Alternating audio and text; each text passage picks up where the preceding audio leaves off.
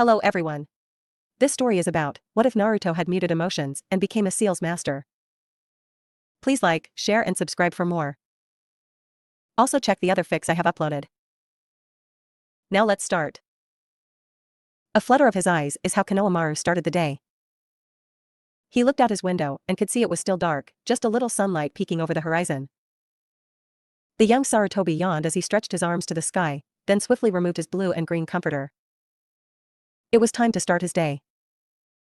Changing out of his monkey print pajamas, Konohamaru put on his navy blue training GI sandals and headed outside. Konohamaru stared at his pre-dawn foe. The same one he faced every morning. He took up his stance, knees bent, back straight. He approached his enemy and proceeded to strike it relentlessly.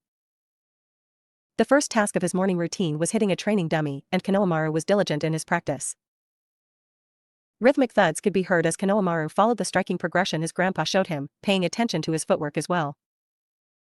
When he learned that no one woke up his Nai-chan every morning to train, it initially made him sad, but it also motivated him. He believed his Nai-chan must be really dedicated to wake up on his own and start his day. After that, the youngest Sarutobi resolved to do the same. It took time, but he got there, impressing his mother and grandfather both. After 45 minutes of non-stop striking, Konohamaru ends his session. He ignored the dull hum of pain he felt in his limbs. The pain, once being more pronounced, was only a minor annoyance. A quick shower and change of clothes later, Kono was seated at the breakfast table. His uncle Asuma was drinking tea, looking barely awake. That is, until an unexpected presence joined them. "Grandpa?" the academy student asked in genuine surprise. Normally, his grandfather would be already hard at work in his office. Konohamaru-kun, Asuma, Hiruzen greeted with a kind smile. "Father, you playing hooky today?" "No such luck. I was invited to see a worksite today is all. I'll go to my office after that," the aged Hokage answered Asuma, mirth brimming in his eyes. It took Konohamaru a second to process Hiruzen's words, but when he did, a face-splitting grin adorned his face. "Really, Grandpa?" he asked in excitement and mild disbelief. He knew his grandfather was incredibly busy, so creating extra time for his family was difficult. While he missed him and his mom, Konohamaru normally had his Nai-chan around to take some of the loneliness away, along with moegi and udon. However, even his extended absence had the young Sarutobi feeling a little down. Hiruzen recognized his grandson's emotional state, it resonating with him deeply due to how he'd failed Naruto. He promised himself to do better and made time for Kono. "Really? So eat up, I want to see this modern marvel my grandsons have concocted." Hiruzen smiled as his grandson ate as fast as he could while still adhering to proper table etiquette. As soon as he was done, he was rushing his grandfather out the door. So busy with his breakfast, and Hiruzen doting on Konohamaru, neither noticed the frown of Asuma when he heard his father mention seeing the work of his grandsons, plural. The two diminutive Sarutobis walked throughout the village. It was early yet, so most shops were just opening. All were delighted to see their Hokage and the honorable grandson and greeted them warmly. Hiruzen returned the gestures, but Konohamaru was silent. He used to hate being called the honorable grandson, wanting to be known as his own person. But when he walked with his Nai-chan, he saw how different they treated him. At least being called the honorable grandson was nice. They ignored his Nai-chan like they couldn't see him, like he wasn't worthy of their notice. It made the young boy angry, and he wanted to blow up, to yell at them. He remembered once asking his Nai-chan if their treatment bothered him, if their lack of acknowledgement made him sad. He said, "You acknowledge me, so what more do I need," and spoke no more on the matter. Konohamaru remembered how happy that made him, and while he would still be bothered by the village not treating his Nai-chan well, he wouldn't complain about what they called him. Honorable grandson was a challenge. When Konohamaru proved himself to be more than the Hokage's grandson, everyone would recognize him as such. Until then, he had his family and his Nai-chan. That was enough. The duo arrived to their destination, the nearly completed remodel of Naruto's apartment complex. The retail sections were already installed, as were many of the other amenities. Hiruzen smiled when he recalled the first time he visited the site with Kono-chan. His grandson insisted that, "No one gets on my site without a hard hat, Grandpa," and while it was silly for the god of shinobi to be overly concerned about falling debris. If Inoki couldn't kill him from the sky, then a brick wasn't, he placated the littlest foreman in the land of fire. "You think Nichan will be happy?" Konohamaru asked. I think he will be quite pleased and very thankful you kept the crews on task, Hiruzen said, rubbing Kono's head. The younger Sarutobi blushed at the contact and flashed a 1,000-watt smile. Konohamaru gave his grandfather a quick tour, as it was almost time for the academy to start. Hiruzen was impressed, taking apartments with exterior exits and building a complex connecting to the back of the original structure, leaving the possibility of erecting another tower of apartments at a later date. It was a wise investment and Naruto would do well because of it. So would Konohamaru, as unbeknown to him his brother had created a generous trust fund for him once he reached the age of majority. After the tour, in which Konohamaru even explained some of the sealing used, in rudimentary terms, the pair parted. Noticing the time, Konohamaru darted toward the academy, not wishing to incur Iruka-sensei's wrath. Nearing his destination, the Sarutobi heir was confident he would make it on time by the slimmest of margins. His hopes were dashed when he heard the sounds of bullying not far from his location. He sighed, as intervening was going to make him late, but as the future Hokage, it was his responsibility to look out for his people. Sometimes the will of fire was a pain. Konohamaru shimmed up a nearby tree and then, utilizing the steps of the silent killing method he'd learned, stealthily made his way to the group. Once in full view, Konohamaru frowned. It seemed Heike and his 2 lackeys were picking on a Hyuga. By all appearances, 1 year younger than them. If that wasn't enough to make him want to pound them, that these were the boys that insulted his Nai-chan surely did. While younger and outnumbered, the Hyuga girl didn't seem to care as she took up her stance, tired of the boys insulting her eyes. Look, the baby wants to fight. Guess she thinks because she comes from some big deal clan she can take us. Isn't that right, baby? Heike mocked, causing the girl to glare. As she was set to go on the offensive, her plans were interrupted by a blur coming from up above. Konohamaru, having had his fill of Heike's mouth, jumped down from the tree and chopped the boy on the back of his neck. Before the 2 lackeys, who had been on either side of Heike, could turn around, Konohamaru delivered 2 debilitating blows simultaneously to the kidneys of the hangers-on. They dropped immediately, passing out from the shock of the painful strikes. I could have handled them, the Hyuga stated, and Konohamaru rubbed the back of his head in embarrassment. I'm sure you could have, Hyuga-san.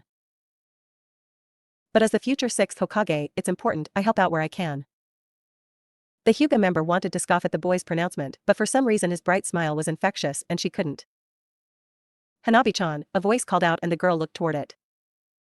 When she turned back around, the interloper, as she refused to consider him her savior, was gone as if he'd never been there. Hanabi-chan, you have to stop running off. Natsu, her caretaker, admonished. And did you attack these boys? Hayashi-sama will not be pleased. I didn't do it, some boy did. But I was, since they were picking on me, Hanabi explained. Natsu nodded and watched as the boys returned to consciousness. You 3 are lucky you didn't touch Hanabi-sama. Attacking the clan head's daughter could cause the entire clan to retaliate. Do not do it. Again, Natsu warned, her bloodline activated and menacing glare in full effect. The boys paled and limped off. As the now identified Hanabi was informing Natsu of her brief run in, Konohamaru was sneaking into class through the window. Either Udon or Moegi was kind enough to leave it open and Iruka had his back turned. Kono silently moved toward his chair, taking a seat without calling attention to himself. Just as he was about to relax, a piece of chalk rocketed toward him, hitting the Sarutobi dead between the eyes and knocking him back in his seat and to the ground. Ow! Konohamaru exclaimed. What's the big idea, Iruka-sensei? He asked as he got up, returning his chair to the upright position. The big idea, Konohamaru, is that you're late and instead of taking responsibility, you tried to sneak in. It's almost as if I want to be a ninja, he said under his breath, but loud enough for Iruka to hear, causing the instructor to fling another piece of chalk toward the boy. Hitting in the same location. Watch that smart mouth, speak quieter, or learn to dodge, Iruka advised. Konohamaru continued to mutter about his sensei, and it is only his long instilled discipline that allowed the academy teacher to continue his lesson plan, as a part of him wanted to inform Konohamaru that there was no way that could fit there and then wash the boy's mouth out for such language. When Heike and his crew walk in, the signs of them having been attacked are obvious. 2 of the boys are limping in pain and Heike looked glassy-eyed. It didn't take much for Iruka to conclude they did something and Konohamaru attacked them again, though this time he seemed to come away unscathed from the encounter. Why are you 3 late? Iruka questioned, and their body language signaled they planned to lie. Tell the truth. We were just messing around and then someone jumped us from behind, Heike explained. Iruka narrowed his eyes at the brown-haired boy. And you didn't see who did it? All three shook their heads, no. Well, regardless you're late, so you'll be running extra laps during PT now, take your seats. The morning lessons continued without further interruption. Konohamaru liked Iruka-sensei, but found the man's lecturing style to be boring. When he felt his concentration slipping, he practiced an exercise his mom taught him, a way to half pay attention to Iruka-sensei and absorb the lecture while discreetly scoping out the classroom. It was the most exciting place to surveil, as almost nothing changed, but it gave Konohamaru enough of a break so he could refresh himself. Before he knew it, lunchtime had arrived and the Sarutobi was thankful for the break. After getting their lunch trays, the Konohamaru Corps decided to eat outside. As they enjoyed the midday weather, a yellow toad appeared on the table in a cloud of smoke. It was one of his Nihichan's summons, Kono observed. Gamatatsu? Konohamaru asked in surprise. Hi, Konohamaru. Do you have any snacks? The little toad asked, causing the three students to form a sweat drop. Before that, did Nichan send you here for a reason? Oh, yeah. He said he'd be back in 2 days. Now, can I have some snacks? Didn't Nichan already give you some in payment? Kono asked, knowing it to be the case. It doesn't mean I can't get more, Gamatatsu reasoned. Fine, you want to hang out until lunch is over? Kono asked, and the toad nodded in glee. The trio shared their lunches with the summons as they chatted about various topics. It was a pleasant lunch until it was interrupted by the last people Konohamaru wanted to deal with. Hey! Heike shouted as he marched over to the table, flanked by his usual company. It was you, wasn't it? You hit me before class and I got in trouble for it. I don't know what you're talking about, Heike-san, the Sarutobi responded, feigning innocence. Liar, it was you. Tell me why I shouldn't pound you into the ground? Heike threatened as he arrived to his destination, having brought the attention of a crowd with him. How about the fact he's already kicked your butt before? Moegi questioned. The schoolyard bully's face went red. That was luck. But you're accusing him of having done it again. Twice isn't luck, Udon reasoned, angering the boy even more. No longer thinking, he lashed out and grabbed Konohamaru by the collar with one hand and lifted the other to strike him. The firm grip of Iruka-sensei prevented the punch from ever being thrown. Go to the headmaster, right now, Iruka ordered, and then turned his attention to the rest of the students, and all of you return to class. All complied except the Konohamaru Corps. Iruka saw the anger in the eyes of the Hokage's grandson and he wanted to avoid Konohamaru lashing out or escalating things. You did the right thing by not engaging with him, Konohamaru. Sometimes it takes more courage not to act. I'm proud of you. Konohamaru smiled at Iruka and gathered his things. It's time to go, Gamatatsu, but I'll see you later. Okay. Make sure to have more snacks, the glutton requested before disappearing. Kono simply shook his head at the weird, little toad. At least Gamakichi cared about more than just snacks. Are you really going to let Heike get away with grabbing you, Kono-kun? Moegi asked out of curiosity. No. Iruka-sensei was right, it was the wrong time to act. Too many witnesses. Besides, one more beatdown wasn't going to solve the problem. I'll break that stupid jerk over time until he begs me to stop. You have a plan? Udon asked. Not yet. But I will, and no one will be able to prove a thing, Kore. Jiraiya looked over his temporary team as they walked in the busy village streets. Since his lecturing to Naruto hadn't been successful, he decided to take a different tact. He worked as godson. Morning, noon, and night. The same for the other two, but he planned to really put Naruto through the ringer. What stood out to him most was that none of them complained or showed signs of discomfort. No frowns or grunts of exertion even when nearing exhaustion. It was maddening, as one of the perks of being a sensei is slightly torturing your students and reveling in their discomfort. When the physical exercises weren't enough, Jiraiya tossed in more sparring. The team against him, the team sparring themselves, and they sparring him individually, though that was mostly saved for Naruto. And yet, nothing. Even making Naruto increase his resistance seals at a higher rate only netted him a hum of acknowledgement. When just purely physical work didn't get the desired results, he made them expand their chakra manipulation. He had Sai drawing different beasts of different species and sizes as fast as he could for as long as he could. Haku was made to practice pulling water out of the air. Naruto was given AB rank Katan Jutsu and told to learn it without completing any of the nature transformation exercises. Sai increased the efficacy of his main jutsu, Haku expanded her chakra reserves while maintaining her control, and Naruto had a field-ready version of the fire technique. His intention was to impart the lesson to never cross or mislead him. That he'd work them into the ground if they did. But as the primary culprit remained indifferent to Jiraiya's lesson, all he'd really done is make them stronger, faster, and better. The little shits. Still, he felt pride in their growth. They would only be his temporary team, but it reminded him of his old team while being different enough to not hurt or fill him with regrets. "I'll get the rooms at the inn, check in by nightfall," Jiraiya ordered. They were on their last mission, escorting the Kazekage's children and Jounin-sensei to Konoha for the Chunin exams. He cautioned Naruto against revealing anything since they'd be competition. The blonde simply nodded but said nothing in response. Meeting them at the border had been a non-event as far as Jiraiya was concerned, though he found Baki a little stiff and the short child to be weird and intense. As Jiraiya made his way to the inn to secure the rooms, he simply couldn't know what his proximity to the Suna Jounin was doing to the semi-veiled man. Baki was a top man of Suna. Strong enough and trusted enough to steward the Kazekage's children through their paths of becoming ninja. He'd seen war, lost friends, and carried the regrets that came with their profession. He didn't scare easily. Raza-sama had his respect, but did not invoke a sense of fear. Even Gaara was more a resigned wariness. But when he saw Jiraiya, the Toad Sage, was going to be his escort, he'd swore Suna's planned betrayal had been uncovered and the Sannin was there to kill them all. The trio of junior ninja that followed didn't help matters. They didn't talk. One of them was always smiling, and the smallest one looked vaguely familiar.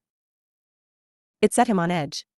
To make matters worse, Baki knew if Gaara pulled any of his psycho nonsense with Jiraiya, the boy was going to get his head caved in, and there wasn't much Baki could do about it. He'd defend his student and village asset with his life, but he had no need to sell himself on a false future. The outcome was known, the resistance offered a mere formality. In short, his life depended on Gaara acting somewhat normally. Even Tsunade Senju wouldn't take those odds. If he survived the exams and the invasion, Baki promised himself a 2-week vacation in a far-off oasis. As the Suna Jounin and his most dangerous student followed Jiraiya, the other kids were left alone. Haku was the first to speak, suggesting she go look for a suitable spot for an early dinner. Kankuro opted to go with her. He seemed a little eager in Naruto's opinion, not that he understood why he made the observation. As those two departed and Sai went off to do Sai things, which could include painting the landscape or assassinating someone for Danzo-san, Naruto simply walked up to the nearest person. "Excuse me, ma'am," Naruto interrupted. The woman looked down at the small boy and thought he was cute until she recognized his headband and stiffened just slightly. She'd never interacted with any of her country's ninja before, but she'd heard stories. "Yes? Do you know where the nearest bookstore is? And possibly somewhere to pick up a trinket for a 9-year-old boy?" Naruto asked. He noticed the smile had quickly left her face but was confused when he returned after his question. "Sure, sweetie. Just go down this main street and take the third left. We have a few shops for souvenirs or toys and a nice-sized bookstore at the end of the walkway." "Thank you, ma'am," Naruto said and then walked away. He noticed the Suna Kunoichi was following him. "Can I help you, Temari-san?" "So you do speak?" "I was starting to wonder," she said sarcastically. She couldn't have known that Haku, Sai, and Naruto had been in constant communication using the communicator seal. "If you wanted to speak to me, Temari-san, you could have simply spoke to me," Naruto reasoned and saw the cute girl blush a little. "That's fair. So, where are we going?" "I am in search of a book and a small item for my little brother." Temari gained this fair-off look as she turned her head away from Naruto.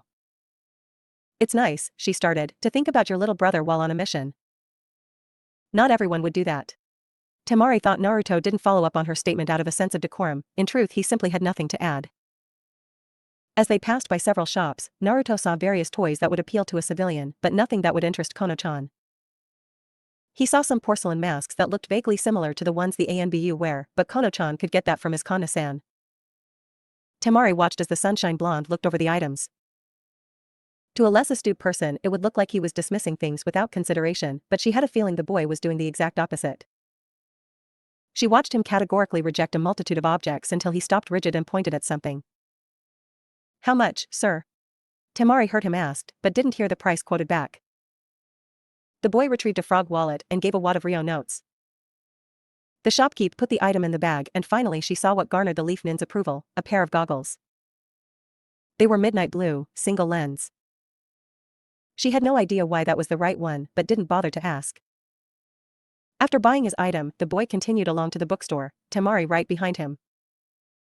She was surprised to see him go straight to the self-help and relationship section, her mouth moving faster than her mind. "Are you in the right section?" she asked. "Yes," was the one-word reply.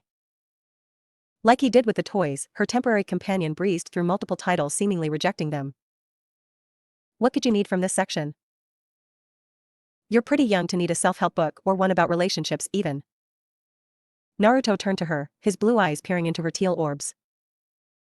"I received a kiss from a friend recently, but I'm not sure why or how to gain another. I seek information to that end." Temari was silenced by the response and Naruto took it as her being satisfied, so he resumed his search. Inwardly, Temari fumed that this pipsqueak managed to get a kiss before she did. If the boys of her village were intimidated by her father, they were terrified of her brother. No one would even attempt to ask her out. Temari felt she had to do something to salvage her self-esteem. "Maybe you're reading too much into it. One of your little friends got crazy and gave you a peck, I wouldn't think too much about it." "You're what, 12? It really wasn't that big a deal." "Yes, I am 12. Haku is 15.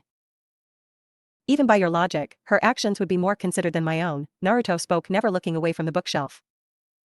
He missed Temari's reaction of irritation. Haku was the kunoichi of his team and the wind mistress could admit the girl was very pretty. Like, the embodiment of pretty. And she kissed this gaki? So, why not just ask her to be your girlfriend? Seems simple enough unless you're afraid. Naruto grabbed a book and headed toward the front, Temari quickly following behind him. "If I ask Haku to be my girlfriend it would be inappropriate to receive kisses from other people and yet there are multiple girls I would like to eventually kiss. I simply want Haku to kiss me, too." Temari gained a tick mark as absorbed the Uzumaki's words. So annoyed she didn't fully notice they had left the stores until a breeze was felt on her skin. "Are you some kind of heir or something?" Temari asked, trying to find a justification for what she read as arrogance coming from the boy. "Both my parents are dead and left me an inheritance, so yes, I am an heir," Naruto answered, never breaking stride. Temari flinched, wondering if she'd upset him. "Sorry, didn't mean to offend you." "I am not offended, Temari-san. My parents died when I was very young and I've had years to accept it." Naruto continued, new destination in mind. "So, they left you with a little brother to care for?" she asked, remembering how she was expected to watch after Kankuro and little Gaara when her mom passed. "No, my brother is not through biology." "Oh, you were adopted." "No, I was never adopted, Temari-san." She winced. "I'm really making an ass of myself, aren't I?" She considered just going to the inn to escape the awkwardness. "I am not familiar with this phrase, Temari-san, but from your tone I assume it is not a good thing." "No, it means I'm embarrassing myself and being a jerk." Naruto fully turned to look at the older girl in confusion. He really didn't know why she'd be embarrassed, but it would be rude to just dismiss it outright. Looking her over and noting current conditions, Naruto came to a conclusion. "Oh, how have you embarrassed yourself? Did the breeze catch your skirt?"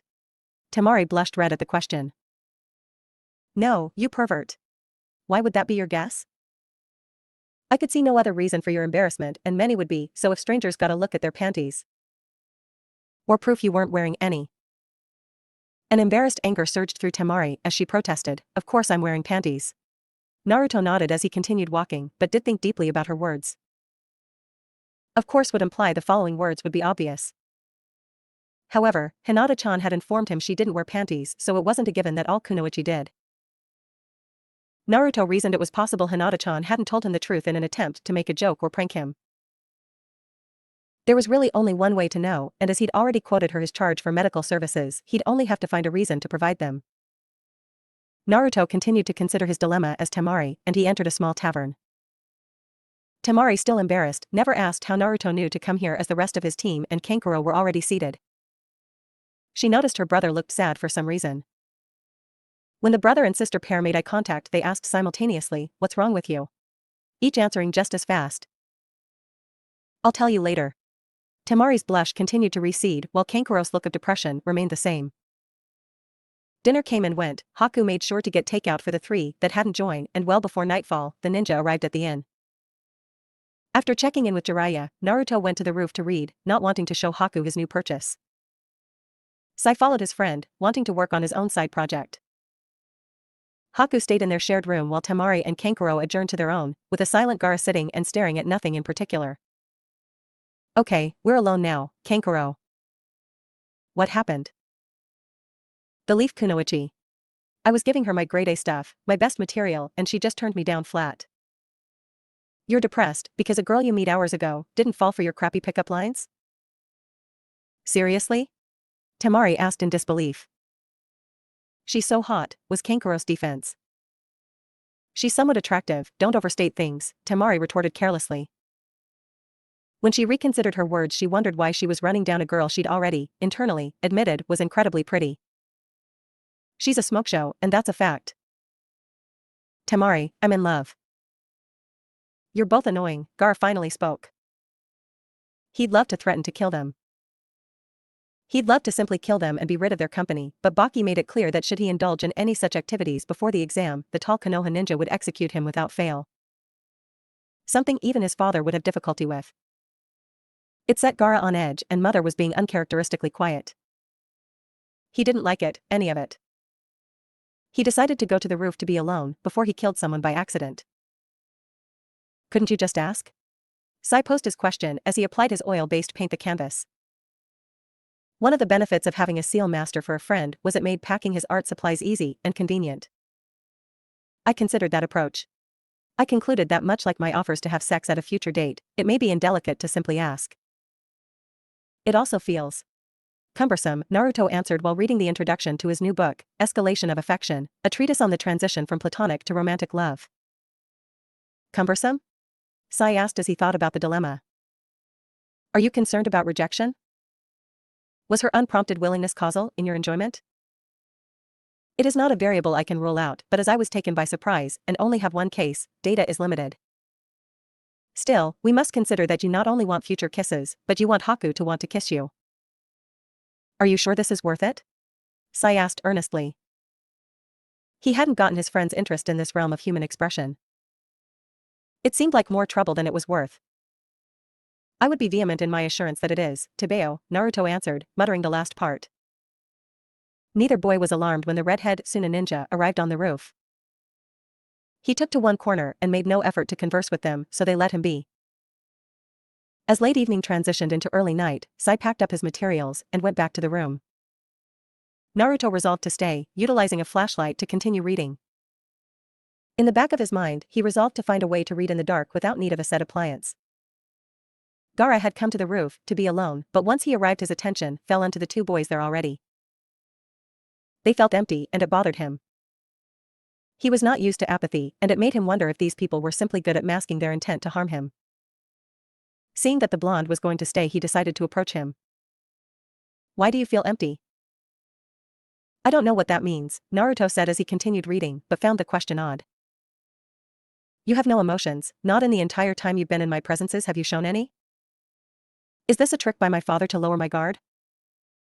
It will not work. I thought shinobi were meant to not show emotions. Logically, if you're surrounded by those that do, they must be inferior, and your question should be why they emote, not why I do not. Secondly, I do not take orders from your father or any non-leaf ninja not given authority by the Hokage and the daimyo. Finally, the state of your guard is your concern. Getting you to Konoha unharmed is mine." Gaara paused. He wasn't sure what to do. His father barked orders and made threats, and almost no one else spoke to him, so someone calmly rebutting him in a rational way was a new experience. He wasn't sure if he liked it. He almost walked back to his corner of the roof, but that felt like a retreat, as if he'd been bested by this boy. He was Gaara of the desert, that would not be allowed. He zeroed in on what the blonde was reading. It appeared to be a book about relationships. He wanted to scoff. He was just like everyone else, attempting to validate his existence through others. The strong only needed to love themselves. Why do you read such drivel? Gaara asked, a sneer on his face. To seek information I do not currently have. Have you read this book? What makes it bad? Once again, Gaara was confused by the response. Of course not, I have no need. I love only myself and vow to kill all threats to my existence. It's the only validation I need. Gaara waited to hear the empty-headed retort about the value of love. How will you know you aren't a brain in a vat? Naruto asked. What? If you isolate yourself, how do you know all of reality as you experience it is real? You could be a brain in a vat and this is just a simulation. Or a complex genjutsu. You'd just be killing fictional people. So, you wouldn't have validated anything, really. Gaara stared at the Uzumaki in complete silence. He had no response. He didn't know how to feel about the Leaf Nina at all. Was he real? Was this all fake? How could he possibly know? Could anything be known? What even is knowledge? If this were all some simulation, why have people hate him? Why have his family abandoned and tried to kill him? Gaara felt unmoored as he returned to his room, holding his head. Mother was still silent, so he was alone with his thoughts for the first time ever. As he entered the room, he saw his brother and sister. Or were they? The room was spinning and Gaara felt unwell. As he slumped down on the floor, he could only ask his siblings one question. Am I real? Naruto didn't think much of Gaara's hasty exit. He, too, disliked much of the philosophy he read as he found it ponderous and unsuited to falsification. When his Ajuzan posed that problem to Naruto, he thought about it for several days. When he finally responded, he said that whether reality was simulated or not was moot as it was real to him, as he had no way to break free. As such, it made sense to simply accept this shared reality, as he lacked the ability to stop things existing with just his own volition. He recalled his Ajuzan smiling and telling him it was a good answer. Now, however, a different sort of philosophical problem vexed Naruto, and he wished it was easily resolved as the last. The block likely held the key to progress that had been long delayed. But, conceptually, he simply couldn't accept the premise. Things either are or they are not. The cat cannot be both alive and dead simply because no one knows it. That's not how things work. He wondered how his father managed to accept such absurdity. As I am sure you know, it is time to nominate teams to participate in the Chunin exams, Hiruzen stated to the room of collected Jounin sensei. Each high ninja listened to their leader while also looking at the stats of their students, the security checks having progressed enough to give even the genin their own fuin bracelets. Because Hiruzen had objective measures, he was able to instill some baseline requirements. If the genin weren't at a certain level of fitness and mental capability, then they could not be considered and those Jounin sensei weren't invited to the meeting. The Hokage was somewhat surprised all three of the rookie teams managed to meet the cutoff, though Team 10 just barely passed. Still, it would be a good showing if several clan heirs did well in the exams. And, of course, his grandson. He hadn't gone this long without seeing Naruto-kun and the old man missed their talks. As he waited for each Jounin to announce their decision, he noticed HS Ninja, while giving him due attention, were all shooting looks at Kakashi. Hiruzen could not blame them as the infamous tardy ninja arrived early. Curbing his tardiness was one of the many changes Kakashi displayed since his last mission and return. Tsunade, using Naruto's initial report, confirmed that Kakashi was experiencing a chemical imbalance, but not just from the Sharingan. Kakashi was clinically depressed and by all appearances had been for years. Tsunade lost it. The procedure for diagnosing depression was well known, and while mental illness was a taboo among the general ninja corps, the same should hold true for medics. After figuring out a treatment regimen for Kakashi, she mandated a continuing education seminar for the entire medical staff on psychiatric medicine. While Kakashi was still adjusting to the medication, the man was becoming an active participant in his life again. Training a little more, going out with the other rookie sensei and no longer standing in front of the memorial stone were just a few of the behavioral alterations. Hiruzen was glad to see the young man doing better but wished he'd been more diligent in getting Kakashi help instead of letting him work through his grief. That had been the wrong way. Hiruzen resumed his focus, not surprised the rookie sensei nominated their teams. It makes sense to take advantage of the home field advantage, and while HAREM doubted all of them were ready to be Chunin, the exams could highlight areas they needed to work on and introduce them to a level of pressure and conflict they may not have been exposed to. The Sandaime dismissed all present, save Kakashi. Naruto-kun returns today. Whichever iteration of your team shows up, you have necessary dispensation, the Sarutobi leader informed his ninja. Understood, Hokage-sama. I highly doubt the entirety of my team won't show up, Kakashi reassured. And about that other thing? I still believe you do not need to pull Naruto from Team 7 permanently. They don't have the cohesion of other teams, but they can develop it given time, and if Naruto makes Chunin, he can lead them as a triad while I do something else. I understand, Kakashi. It gives no pleasure to do this to your team, but with Orochimaru's interest and the Akatsuki, I can't have Naruto distracted with interpersonal matters. It also may be a bad idea to have our Jinchuriki with the sole loyal Uchiha on one team. They make prime assassination targets, especially as Naruto's heritage is becoming more known. I'd die before I let something happen to them. Admirable, but I'd rather avoid that being necessary. You have many years ahead of you, Kakashi. Your task is to look for reasons to live, not die. Not until you're old and can do so surrounded by those that love you. That's a good death. Yes, Hokage-sama, Kakashi answered, leaving once dismissed. Kurenai arrived at teammates' training grounds, instantly gaining her students' attention. Hinata and Shino waited silently, but her brash student couldn't help but speak. You're late, Kurenai-sensei, he remarked, while petting Akamaru. Yes, I am, Kiba-kun. Hokage-sama requested an audience with me, and several others. During this meeting, I nominated you for the Chunin exams, here are your forms, she explained. Whoa, really? You think we're ready to be Chunin? Kiba asked. Kurenai had anticipated the question and was therefore ready with an answer. Do I believe any of you are ready to fulfill the totality of the responsibilities of being a Chunin?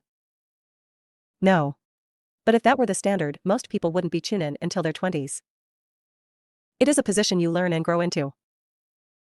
Do I believe each of you have some of the skills necessary to allow you to survive and flourish as Chunin? Yes. And I certainly believe you have the skills to do well during these exams.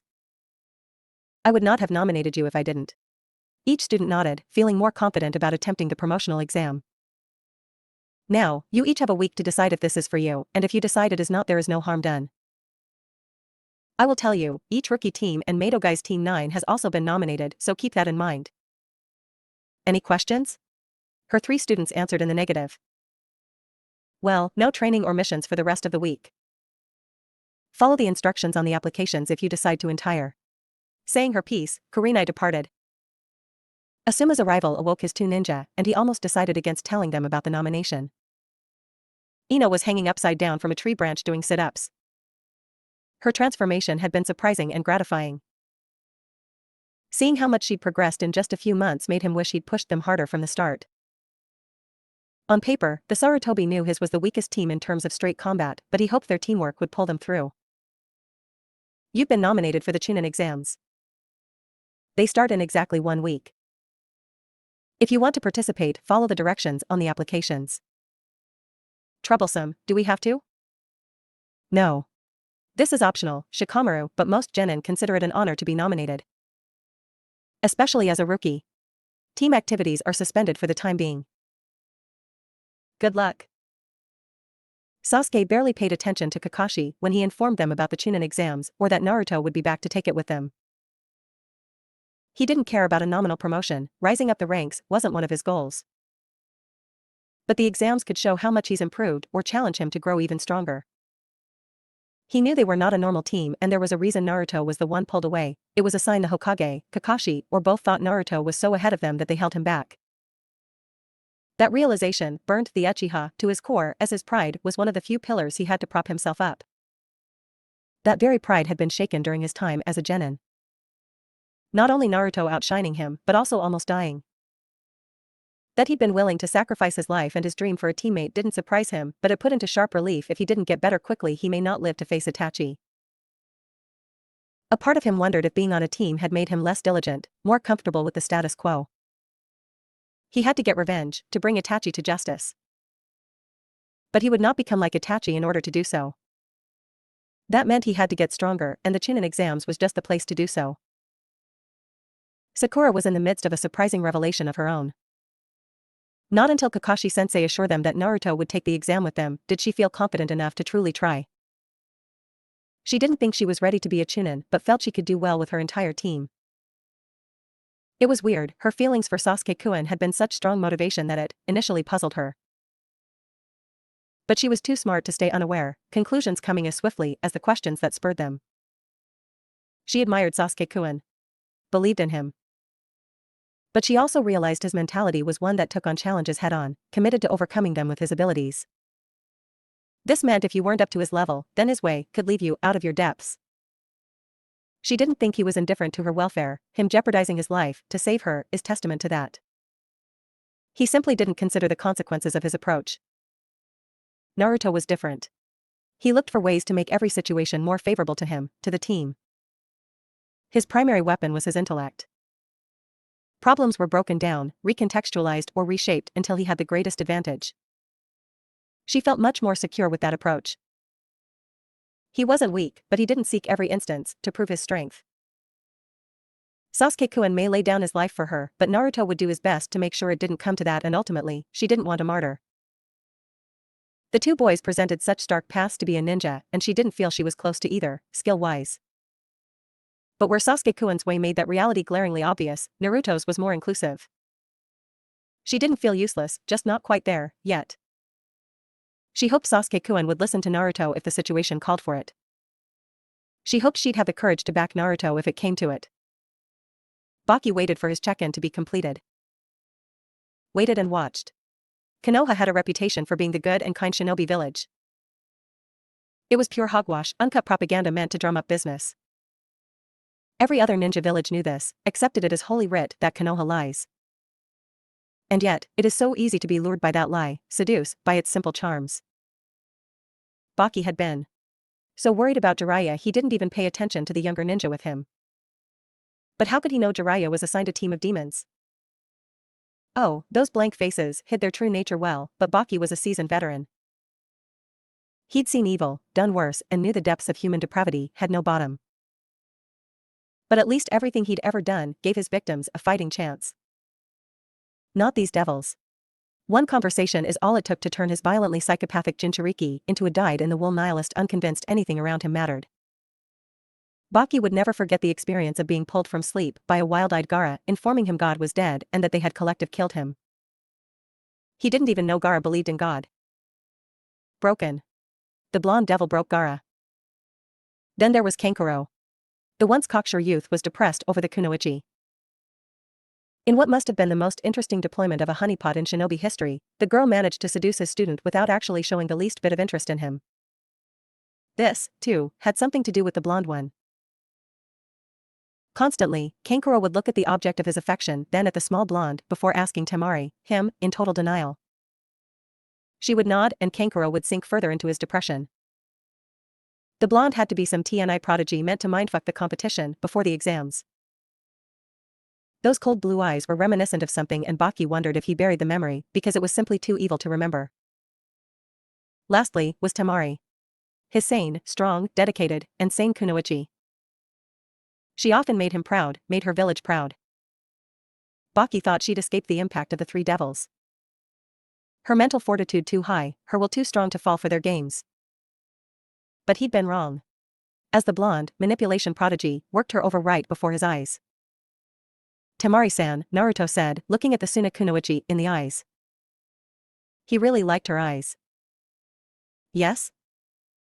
I am aware you are here for the Chunin exams. Should you find yourself with a little free time, would you like to visit with me? He asked. Temari was a little surprised by the question, she hadn't thought she'd made that good of an impression when they talked. The wind mistress didn't know why, but she looked over to Haku to gauge her reaction and smothered a frown at what she saw. The not all that pretty girl was smiling. Smiling as if it didn't matter if the Suna ninja spent time with Naruto, she couldn't possibly compete with little Miss perfectly symmetrical over there. The silent arrogance was galling to Temari. Before she could answer, she was stopped by a screaming child. Nichan. Konohamaru yelled as he dove toward his brother, being caught midair. You're back. Yes, as I informed you I would be, Naruto answered and then positioned Kono-chan onto his back. Sorry, Temari-san, this is my little brother, Naruto explained. And Baki didn't bother to fight his grimace. Oh, the monkey god was thorough.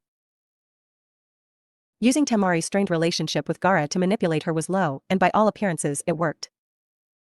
He saw the wistful look on her face, the unspoken regrets that pulled at his own sense of shame. Oh, so this is him? Yes. Kono-chan, this is Temari of Suna. Hi, Temari-san. I'm Konohamaru. Your eyes are really pretty, Kore. Baki didn't see how the interaction concluded, having to follow Jiraiya to the Hokage's tower, but he didn't need to. He hadn't prepared his team for this kind of combat, he didn't think he had to. Not yet. He'd been wrong. Baki wouldn't know how correct he was until hours later in their hotel room when Gaara, waving around an infamous orange book, demanded they have a talk. He really needed that vacation. This was all for now. Hope you liked it. Please like the video, share it with your friends, and subscribe for more great stories. See ya.